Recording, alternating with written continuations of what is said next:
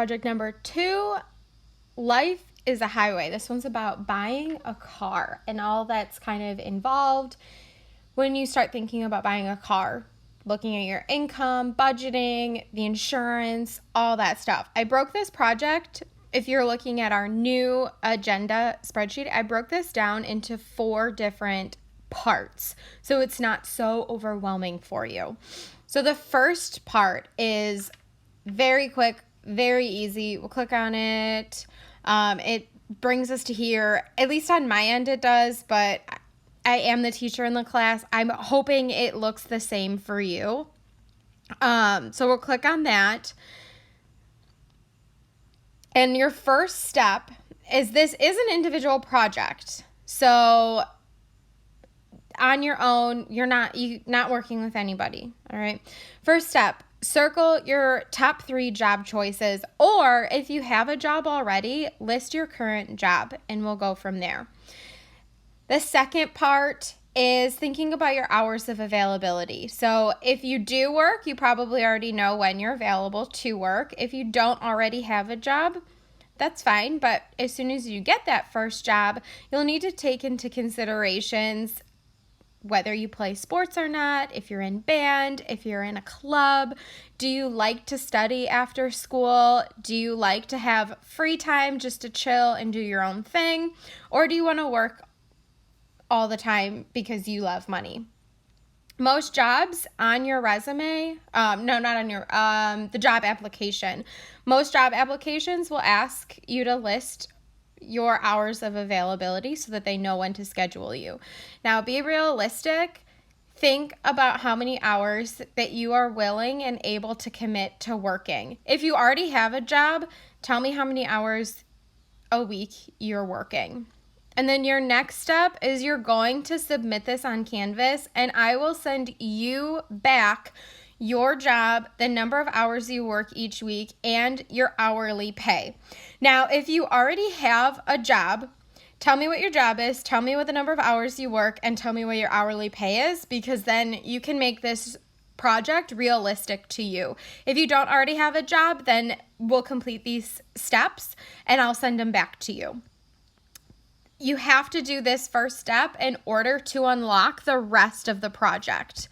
Okay, so once you get that submitted back, step 2, 3, and 4 will unlock. You'll do step 2 next, and this is calculating your income. So you'll list your assigned job that I told you, the number of hours that I told you, and your hourly pay. Now, from there, you'll calculate your gross pay or your gross income for the week. And that's just the hours you work for the week and times your hourly pay. So keep it simple. If you worked 40 hours a week and you made $10 per hour, you're making $400 for the week gross income. Unfortunately, you don't get to keep all of that money. Taxes are taken out. I listed the 4 most basic ones. Sometimes your employer will take out more. If you're in a union dues, if you have like a retirement savings that your employer sets up for you, that will get taken out. If you have health insurance taken out, that gets taken out. These were just the 4 basics that I listed on here just to give us kind of a realistic look at it. So federal income is going to be 10% of your gross income. Your Illinois state income tax is 4.95% of your gross income. Social Security, 6.2% of your gross income. And Medicare tax is 1.25% of your gross income. So all of those 4 taxes that are taken out, you're taking that percent of your gross income. From there, you'll subtract out those taxes from your gross income. And that is your net income for the week. Okay, that's going to be what your paycheck is. From that, and I kind of already gave you the answer, what's the difference between gross income and net income? Tell me what it is. What will your monthly income be? And assume that every month only has 4 weeks, just to keep this simple. What is your monthly income going to be? All right, submit that. then we'll go on to step number 3. If I do believe that step number 3 will automatically unlock. If you're unsure of your math and you want me to check this over, I will check over step 2, submit it back to you as soon as I grade it. And then from there, you can do step number 3 correctly with accurate numbers. So step number 3 is budgeting for said car. So you've got transportation expenses. So you'll read through these, answer those questions. Largest expense you'll probably encounter is transportation. Within that transportation budget is gas, insurance, and the cost of a car. A typical teen spends no more than 50% of their monthly income on transportation costs. Again, gas, insurance, and the cost of your car. So no more than 50% of your income. Write a simple inequality. So inequality is less than, greater than, less than or equal to, greater than or equal to show how much of your monthly budget can be allotted towards transportation cost. And I kind of helped you through here. Use the variable X to represent the amount of money. Remember, a teen spends no more than 50% of their monthly income. So big hints there. Question number 2, on average, a teen would spend at most $100 in gas a month. If you already have a car and you spend more than $100, okay, we're just doing generally, most teens don't spend more than $100 in gas. For insurance, a teenage boy would spend $75 a month and a teenage girl would spend $70 a month. Boys' insurance costs more than girls' insurance. Just a fact of life. Also your age, type of car, but we're not going into all of that. So if you are a teenage boy, $75 a month. If you are a teenage girl, $70 a month. You'll calculate that into your monthly salary that you found in step number 2, that monthly salary. So we'll write an inequality to represent the amount of money at most you can spend on transportation costs that now include insurance and gas. So the last one, so gas, $100, insurance, depending on your gender.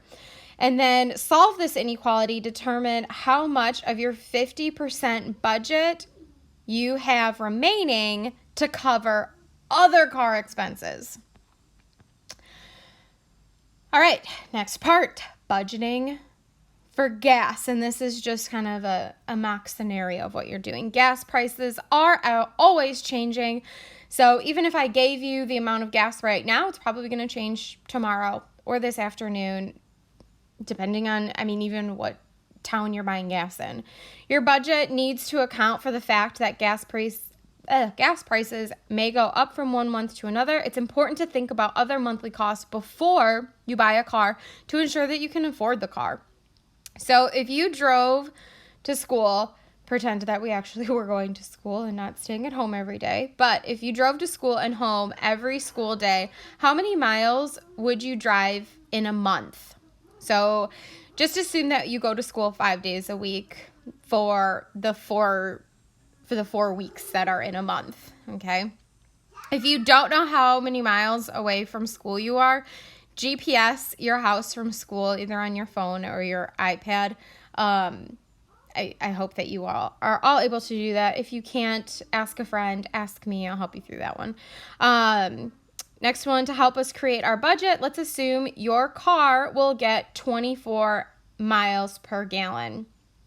How many gallons of gas would you use every month to travel to and from school, based on how far away you live and how much you get miles per gallon, so 24.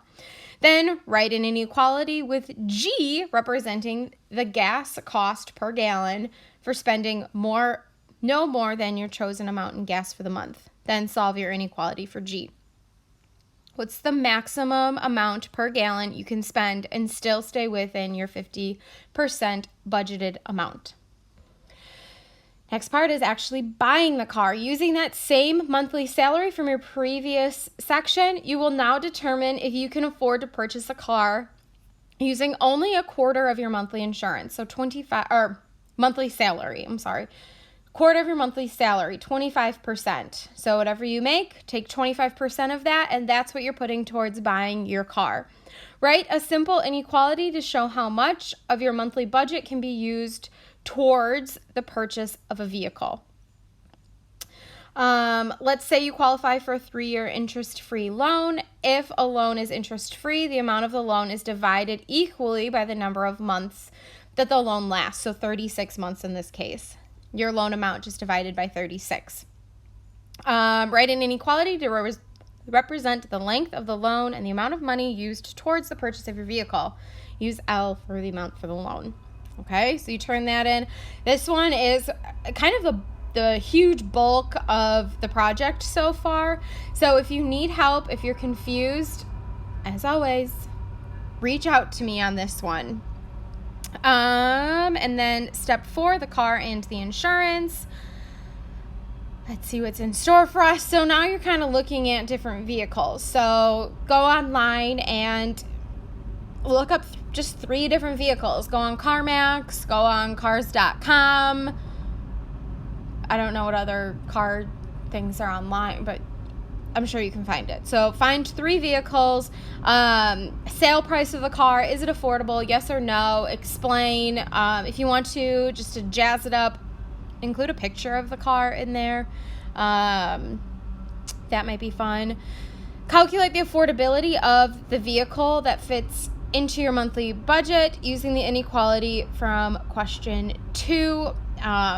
In step number 3, do any of your vehicles fit within your allotted budget of 25%? Explain your reasoning. And it's okay if nothing fits into your allotted budget. Just work through the math here to see if it works.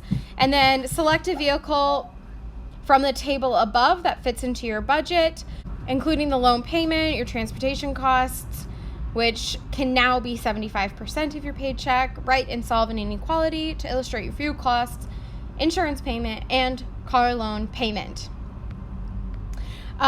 Paying for insurance, a little bit more on that. It's based on your driving record. The table below shows monthly premiums for teens based on the number of driving infractions incurred. An infraction is just anytime you have to file a claim with your insurance company. So whether it's you totaled your car or you got into a tiny little fender bender, all of those are infractions. There are major infractions such as texting while driving that will really raise your insurance rates. Again, it is gender specific here. Boy costs, girl costs.